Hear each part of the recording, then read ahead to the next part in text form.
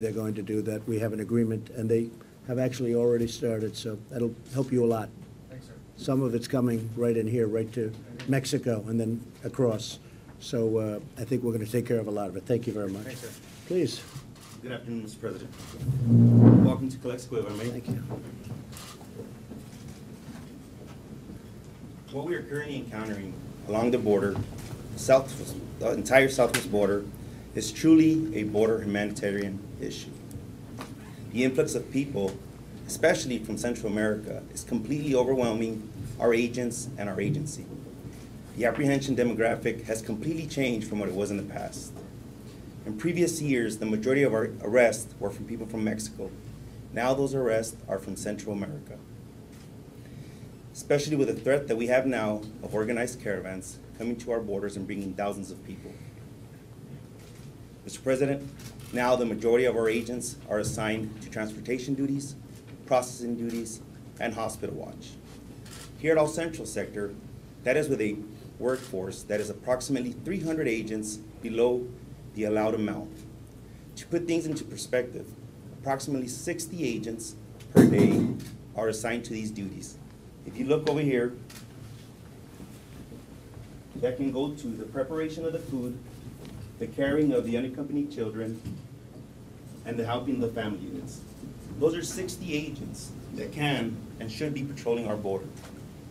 That affects our national security. Right. As previously stated, our Central Sector has seen an increase of 400% of family unit apprehensions. That's 400%.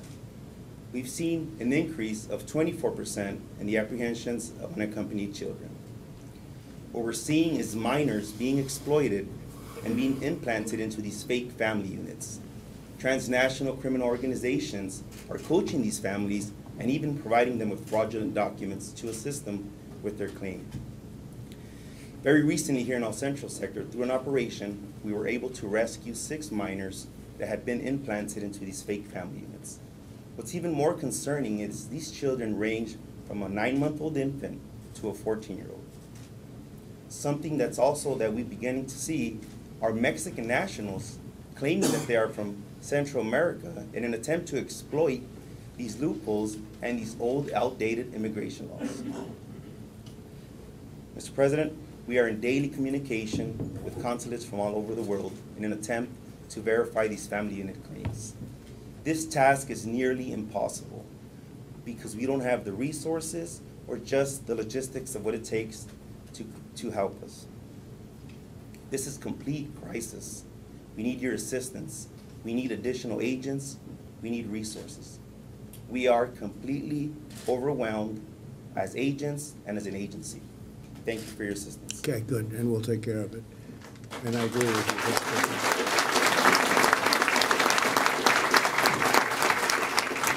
Good job. We'll take care of it. Your turn. Thank you, Mr. President. First, I want to thank you for your leadership on border security because the impacts are definitely felt in California. And the second thing I want to do is on behalf of my constituents and all Californians, I want to thank all of the men and women here whose job it is to make sure that that border is secure. And it's made more and more difficult every single day by the majority party in California. As you recall, Governor Brown, when he was in office, he reluctantly allowed National Guard troops to go down to the border to assist. That's true. And then Governor Newsom got into office and he very quickly said, no more National Guard troops down at the border. We don't want to assist. That comes from the fact that the Democrats in California decided that California would be a sanctuary state. That if you're an illegal immigrant and you want to come into the United States, California is the place that you want to come. We are going to roll out the red carpet. That causes a strain not only on our taxpayers, not only on law enforcement, not only on our schools. I mean, it is across the board. It is felt everywhere. And by the way, it makes it much tougher for everybody. I mean, That's they right. pour into these areas that sanctuary cities are a disaster, and Yep. they pour in, and a lot of the places in California, they don't want to be sanctuary cities. No, They're actually they don't. asking not to be a sanctuary city, which is We had a pretty lot of incredible. cities across California. Absolutely. A lot of people go to their city councils and demand that their city councils state for the record that they would not become Right. a sanctuary city, which of course didn't work because the legislature said, no, we're going to become a sanctuary state. So we have the issue of drugs, which everyone here has spoken about. I don't need to add on to that. I think we're very clear on the problems with the drugs. And we're very clear on the financial burden that this places on this country and on this state. But when everyone else in the world wants to say this is not a crisis, what I would say to them is Obama's secretary, just I think last week, Jay Johnson said he cannot imagine how these agents are managing the border and that it is a crisis. So if Jay Johnson can acknowledge it, I would hope that Democrats across this country could acknowledge it as well. Because what is happening is Democrats are saying they want to take our border and change it from a border into a crosswalk. And we cannot have that. Well, Thank Jay you. Johnson was great. He, very strong statement. And Mr. Morgan, too, who worked for President Obama, said this is a problem, has been, not just now. I mean, this has been going on. I think probably the economy and a lot of other things have brought him up even more. We've had some very bad court decisions. The Flores decision is a disaster, I have to tell you. Judge Flores, whoever you may be, that decision is a disaster for our country, a disaster. And we're working on that. But I just want to thank you. Great job you're doing. Really appreciate it. We're going to get it taken care of. It's all going to come together. Thank you. Kevin, please. Just very quickly, Mr. President, just want to echo Secretary Nielsen, Chief Chavez, thank you for coming down to see us, to listen to our men and women, talk about the progress we're making, and you'll see that with the resources that you've supported for the border, with General Semonite's team's assistance. That wall is formidable. It's making an impact in the security of this sector. But we need to continue to work with Congress on improving the laws. As you noted, we need partnership from Mexico on these flows and attacking the criminals that are exploiting these individuals and really the ones that are profiting from this entire cycle. And I just want to thank my men and women who do a tremendous job here every day. Very, very proud of their commitment, even though they're facing extreme challenges, as you've heard. And their Thank you. central casting. I've never seen a group of people like this. Everyone's in perfect shape. And you're proud of what you do, right? You wouldn't trade places with me for anything. I know that, right? You're smart. Don't do it. Don't do it. You know, Dave, you were mentioning before about, you know, people coming in and they come in and they come in. You don't have to take them in. When your system is packed, when you cannot get another person in, when every one of your detention areas is teeming and you have to let people go into a country that can't take them. Can't take them. We don't have room. We don't have room. That means you can't take them. You don't understand it. I don't think anyone's ever expressed it like that, but I'm expressing it like that. When it's full, it's full. You can't take them. They go back to Mexico, and Mexico will bring them back to their country, okay?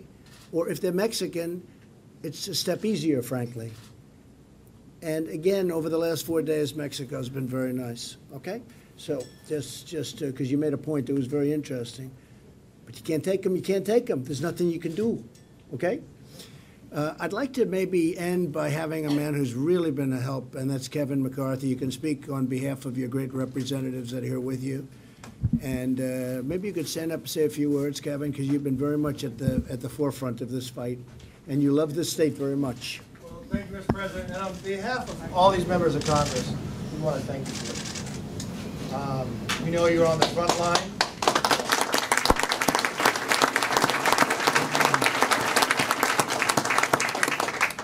And we do not intend for you to be doing the job they're asking you to do today. We think you should be on the border, and we don't think that's right.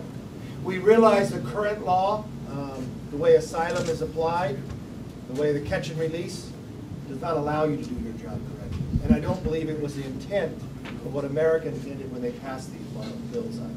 We want to work bipartisan or any way possible, but we've got to solve this problem. It is a crisis. We know you are being overloaded, but I want you to know that we think it's a top priority. We will work with this president, and we will work with anybody who wants to solve this problem. So thank you very much. Thank you very much. I really appreciate that. Great job. Thank you, Kevin. And, you know, Kevin mentioned catch and release. You catch them and you release them. I'm saying this for them because you people all get it. It's the dumbest thing anyone's ever heard. Maybe I'm trying to figure out which is the word, which is the dumbest. Is it chain migration? Or is it visa lottery? Pick them out of that. Let's go. You think they're giving us their finest? I don't think so, right? I don't think so. It's it's crazy. And we have to work with the Democrats and get it over. We have to, look, we need common sense in our country. This is about common sense. This is about anything other than common sense. And that's what we need. Now, Gloria's asked me to recognize, and she will recognize, 3 people that she thinks are just outstanding. Please. Thank you, Mr. President, for the opportunity. There are 3 individuals in this audience today that I did not want to miss the opportunity to recognize in your presence. So we have an agent. His name is Cesar Arroyo. Cesar, if you could please stand. Cesar Arroyo was off duty one night with his family. It was his birthday. He was headed to a local restaurant to celebrate that birthday. Well, he witnessed an accident. And the vehicle that was involved in the accident went airborne and fell into an irrigation canal. In the vehicle was a mother and 3 children, and to include an infant in the back seat. Cesar immediately jumped out of his vehicle, ran across the street and into the canal, and started working to save those individuals. All 4 people out of that vehicle were pulled to safety to the canal bank, while others got there to help him and assisted. But it was his actions that truly reflect the character of what a Border Patrol agent is, and I wanted to recognize those actions here today.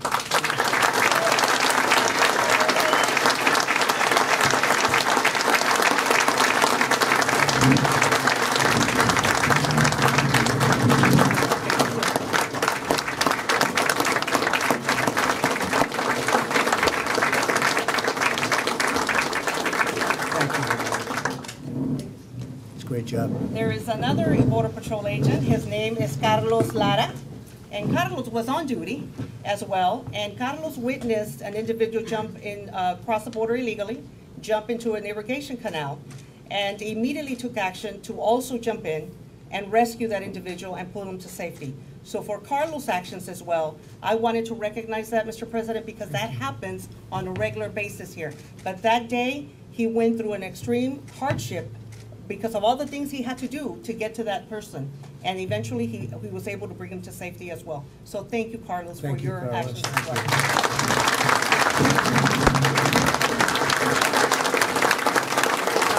Thank you.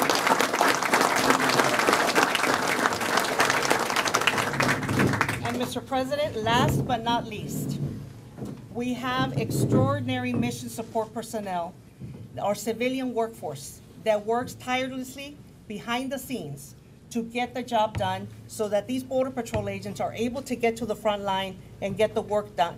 From admin support secretaries, clerks, to timekeepers, to logistics directors, to logistics personnel, our mechanics, that we couldn't get, a vehicle ready to go in the field without their help.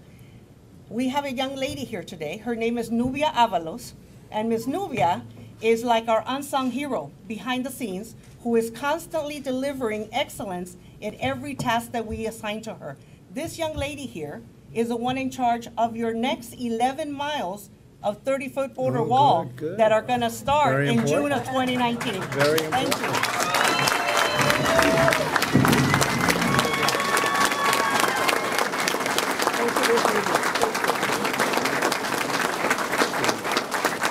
Thank you, sir. Thank you.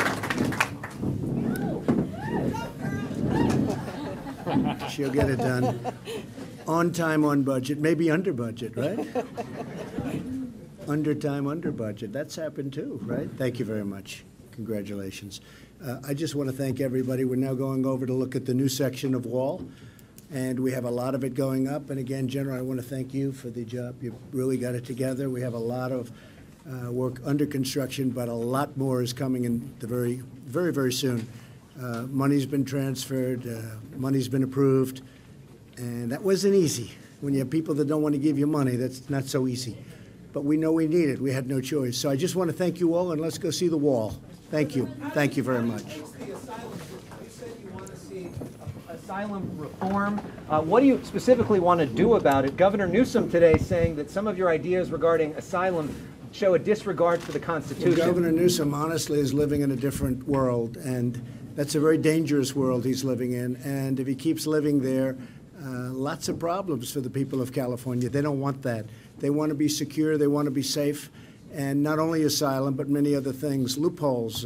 When you have an asylum situation where rough, tough people with criminal records are asking for asylum, it doesn't work that way. So we have a full system. Nothing we can do. Thank you very much, everybody.